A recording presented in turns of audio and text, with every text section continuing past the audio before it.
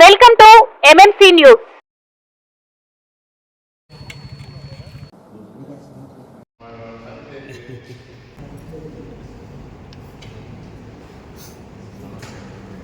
ఇప్పుడే 9వ వార్డులో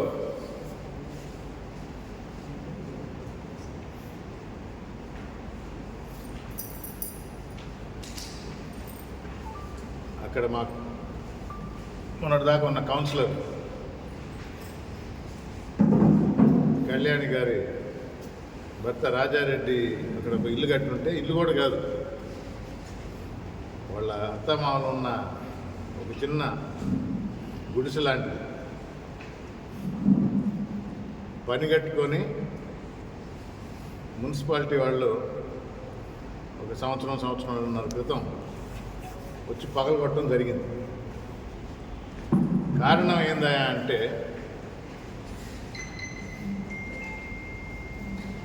రోడ్డుని మీరు ఆక్రమించారు, ఇప్పుడు రోడ్డు వేయబోతున్నాము, అందుకని అడ్డాలు తొలగిస్తున్నామని వచ్చి పగలగొట్టడం జరిగింది. ఒక రకంగా ఆయన చావుకు కూడా అది కారణమైంది. సరే, రోడ్డు అన్నా ఏమైనా వేసారా ఈ 1.5 సంవత్సరంలో? దాన్ని ఊసే లేదు. రోడ్డు వేయడానికి ఒక ఆరంభం, ఒక అంతం అనేది ఉంటుంది. ఇక్కడి నుంచి మొదలుపెట్టి ఇక్కడి నుంచి ఇక్కడ దాకా వేయాలా అని.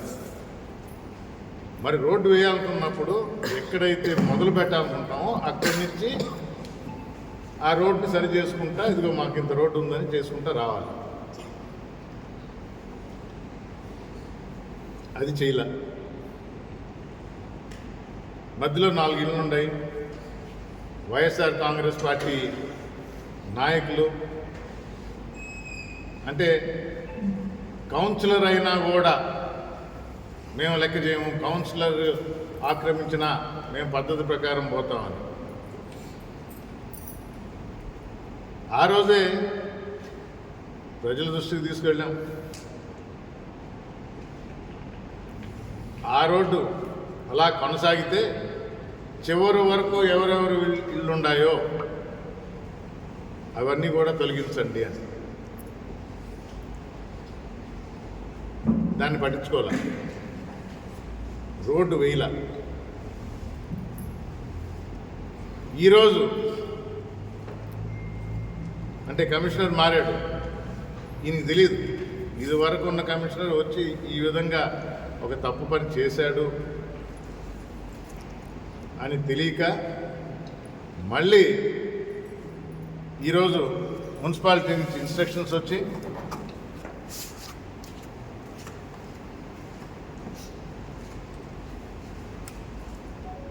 బలగంతో మళ్ళా పగలగొట్టడానికి వచ్చారు. మీరు చేసేది రైట్ అనే అనుకున్నాం. రోడ్డు వేయాలనుకున్నారు, నోటీస్ ఇవ్వండి. లేదు, ప్రభుత్వ స్థలంలో మేము ఇవ్వాల్సిన అవసరం లేదు. సరే, ఎక్కడి నుంచి మొదలు పెట్టాలో పెట్టండి. మా దగ్గర కాగితాలు ఉన్నాయి,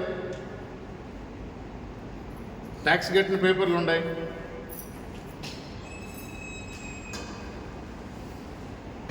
మీకు ఇలాంటి మంచి కార్యక్రమాలు శనివారం ఆదివారం పూటే గుర్తొస్తుంది, ఎందుకంటే కోర్టు ఉండదు కాబట్టి.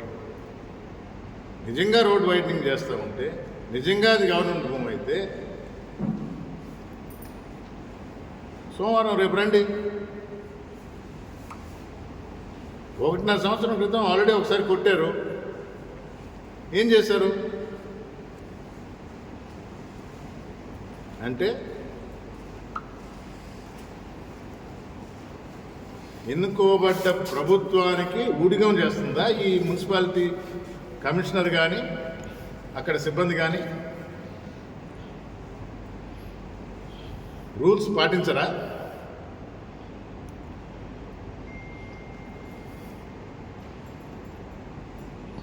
కోర్టుకు వెళ్తున్నాం. కమిషనర్ గారు కొత్తగా వచ్చారు కాబట్టి పోయినసారి అభినందించిన, ఈసారి తెలియజేస్తున్నా.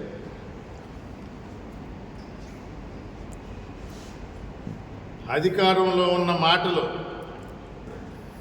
ఏది చెప్తే అది చేస్తే వెంకటగిరిలో చెల్లదు. మీరు ఇబ్బందుల్లో పడతారు. ఏ ఆఫీసర్ అయినా, అది రెవెన్యూ అయినా పోలీస్ అయినా, కోర్టులో జవాబుదారీ మీరు అక్కడ సంజాయిషి చెప్పాల్సి వస్తుంది, జవాబు చెప్పాల్సి వస్తుంది.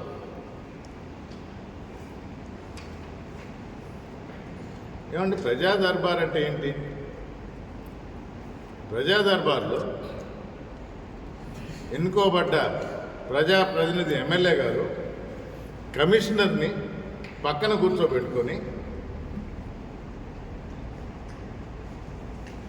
టౌన్లో ఉన్న 25 వార్డులు పెరుగుతున్నాయి, 36 అవుతున్నాయి.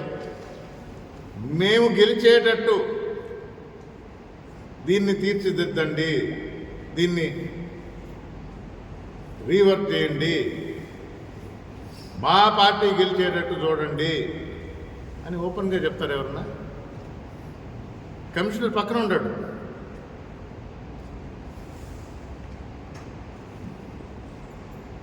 రేపు చేయగలరా? చేస్తారా? ఫైనల్గా డిసైడ్ చేసేది ఎమ్మెల్యే గారు అంట. అవునా? నిజమా? చూద్దాం ఎవరు డిసైడ్ చేస్తారో చూద్దాం.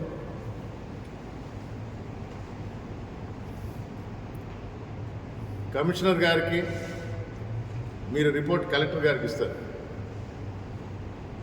వెంకటగిరిలో మాత్రం చాలా జాగ్రత్తగా ఉండండి. పార్టీలు మారుతూ ఉంటాయి, ప్రతినిధులు మారుతూ ఉంటారు. మీరు ప్రజల కోసం పనిచేయండి. నేను ఎప్పుడు చెప్తా ఉంటా, కొంచెం తూకం అధికార పక్షం వైపు ఉంటుంది, ఉండండి. కానీ అడ్డదిడ్డంగా చేయాలనుకుంటే ఇబ్బందులు పడతారు. ఆన్ రికార్డ్ వీడియోలో ఉన్నారు మీరు కూడా.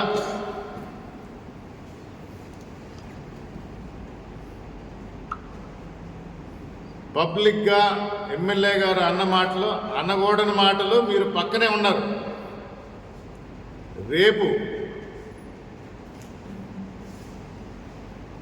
కొత్త వార్డులుగా విభజన జరిగినప్పుడు సరిగా కానీ చేయకపోతే మీరే బాధ్యత. దానికి సాక్ష్యం ఆల్రెడీ ఉంది. మీకు హితవు పలుకుతున్నారు, బెదిరించడం కాదు, మాకు అది తెలియదు. అది కూటమి ప్రభుత్వానికే చెల్లు. బెదిరింపులు, హితవు పలుకుతున్నారు.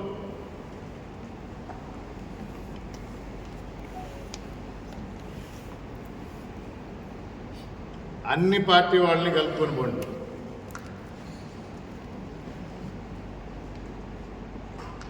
మీరు డ్రాఫ్ట్ కాపీ రెడీ చేసిన తర్వాత మా అబ్జెక్షన్స్ మేము చెప్తాం. మీటింగ్ మీరు కూడా పెట్టాల్సి వస్తుంది,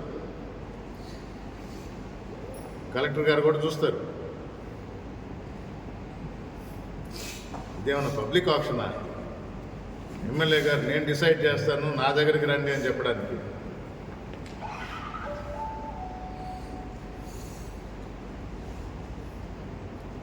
పారదర్శకంగా చేయమని కమిషనర్ గారిని రిక్వెస్ట్ చేస్తుంది.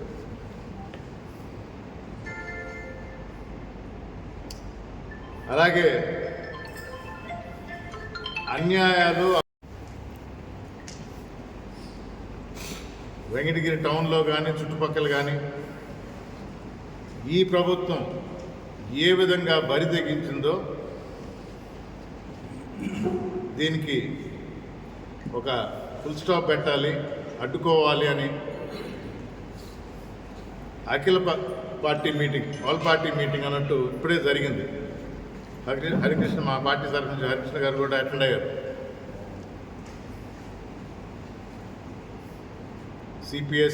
సిపిఎం ఉన్నారు, స్వచ్ఛందంగా ప్రజలు వచ్చారు.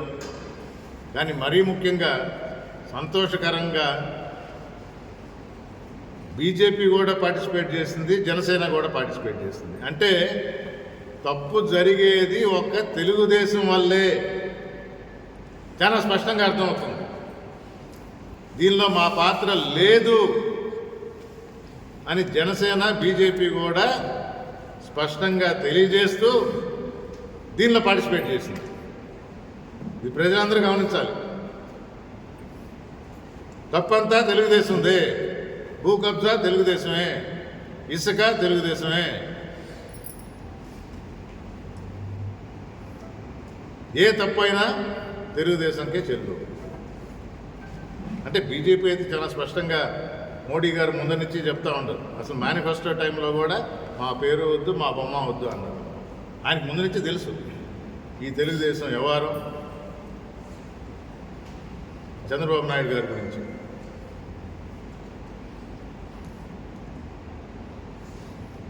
ఒక 3-4 వారాల క్రితం మాట జయంపు రోడ్డు, గూడూరు రోడ్డు అంటారు,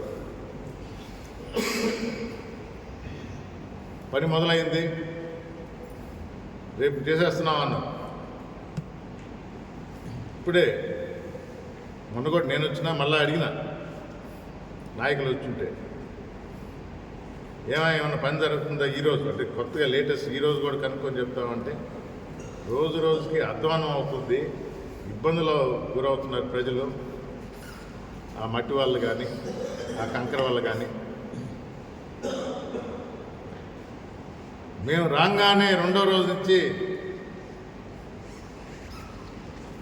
వైఎస్ఆర్ కాంగ్రెస్ పార్టీ చెయ్యని అభివృద్ధి అంటే ఏంటంటే రోడ్లు వేయటం మేము చేస్తామని చెప్పి 2 సంవత్సరాలైనా ఇప్పటి వరకు దాని జోలికి పోలేం.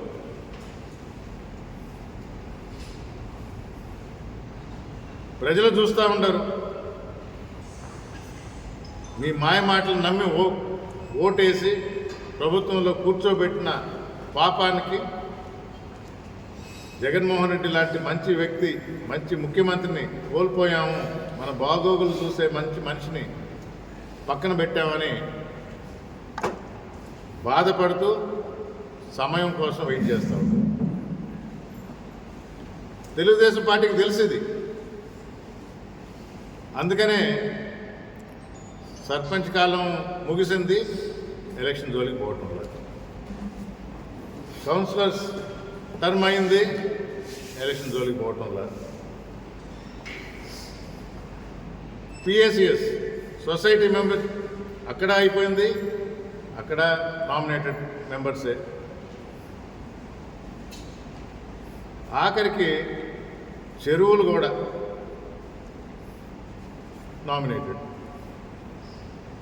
ఎందుకంటే మాయ మాటలు చెప్పి ఏదో మనం గద్దెక్కాము, ఇప్పుడు ప్రజలు గ్రహించారు, తెలిసిపోయింది. ఇప్పుడు కానీ ప్రజల్లోకి పోయి ఎలాంటి ఎలక్షన్ అయినా మనకు బుద్ధి చెప్తారు అని తెలిసి దాని జోలికే పోవటం.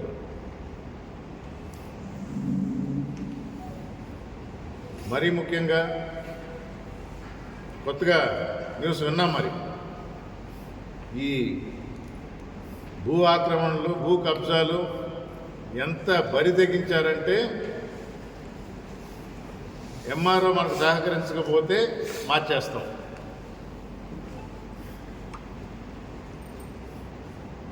ఇప్పుడు కొత్త ఎంఆర్ఓ గారు వచ్చారంట. అలాగే పోలీస్ శాఖలో కూడా కొత్త వారు రావటం జనరల్గా జరుగుతూ ఉంటాయి ట్రాన్స్ఫర్లని.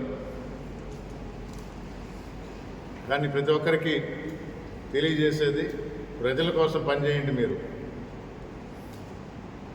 మేము మిమ్మల్ని గౌరవిస్తాం.